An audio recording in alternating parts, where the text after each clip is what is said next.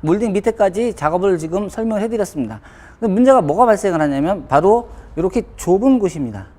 이렇게 좁은 곳, 폭이 좁은 곳이 작업하기가 굉장히 애매합니다. 즉 이렇게 좁은 곳은 저희가 처음에 설명해 드린 것처럼 패드의 각도를 활용하시면 됩니다.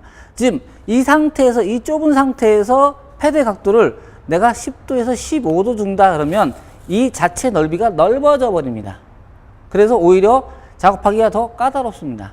또 이 자체에 데미지를 많이 주는 현상이 발생하므로 이럴 때는 각을 많이 주는 겁니다. 즉 닿이는 면적이나 작업할 면적이 거의 같게끔 작업을 해주시면 됩니다. 이때도 손으로 이런 식으로 작업하는 것이 아니라 자체를 몸에다 붙이고 몸으로 전진 후진을 하는데, 상황에 따라서는 정확하게 12시, 6시 이것이 아니라 바로 요럴 때 말씀드렸던 각을 좁게 쓰는 각, 즉 1시, 7시, 5시, 11시를 사용하시면 됩니다. 지금 이 상태에서 제가 작업을 한다 그러면 이 상태에서는 바로 1시 각이 들어갑니다.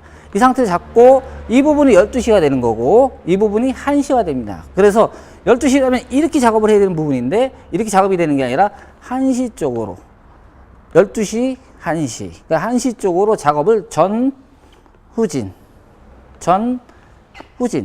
이런 식으로 폭에 따라서 각을 유지시키면서 좁은 곳은 작업하시면 됩니다.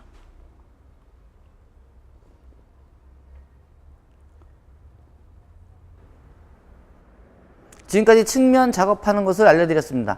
자, 측면 작업하는 것은 제가 말씀드린 대로 자세를 유지해서 일정하게 힘이 들어갈 수 있게끔 작업을 하셔야 된다는 것만 명심하시고, 자세 자체가 조금 힘들다 보니까 중간에 포기하지 마시고 몸에 익으면 그 자세가 오히려 더 편해질 수 있으니까 계속 연습해 주시기 바랍니다. 다음은 천정을 작업하는 거 알려드리겠습니다.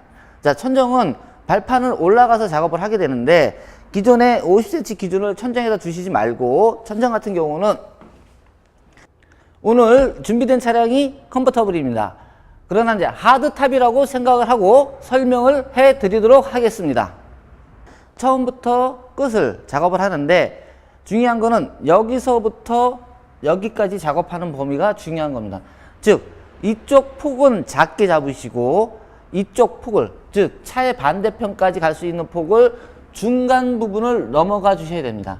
만약에 그렇지 않고 여기서 중간전을 작업하게 되면 저쪽 조수석에서 작업할 때도 중간전까지밖에 작업을 안 하시게 되므로 중간 라인이 빠지게 됩니다. 그러므로 이 폭이 넓어버리면, 이 폭이 50cm가 돼버리면 앞으로 전진하기가 상당히 힘이 듭니다. 그렇기 때문에 이쪽 폭을 좁게 잡고 좌우 폭을 작게 잡고 긴 폭을, 전후진 폭을 길게 잡으시되, 중요한 건 항상 중간이 넘어가야 된다는 얘기입니다. 그러면 장비를 했을 때 장비가 올라가서 보시면 여기서 시작을 해서 저쪽 끝까지 가는데 이 장비가 완전히 가운데 부분을 넘어가 주셔야 된다는 얘기입니다. 그리고 마찬가지로 반대편에서 작업을 할 때도 이쪽 편으로 반 이상, 즉 가운데 부분 이상은 넘어와 주셔야 된다는 얘기입니다. 그래서 발판에서 내 몸이 기댈 때 엉덩이를 빼고 작업을 하시면 이 뺀 상태에서는 멀리 갈 수 없기 때문에 항상 천정 작업을 하실 때는 몸을 차체에다가 충분히 편안하게 기댄 상태에서 항상 가운데 라인을 넘을 수 있게끔 작업을 해 주셔야지 천정 작업이 가능합니다. 다시 한번 말씀드리자면 이쪽 폭을 좁게 하시고 전후지 폭을 길게 하셔서 가운데 라인을 넘고 작업을 하시는 게 천정을 작업하는 방법입니다.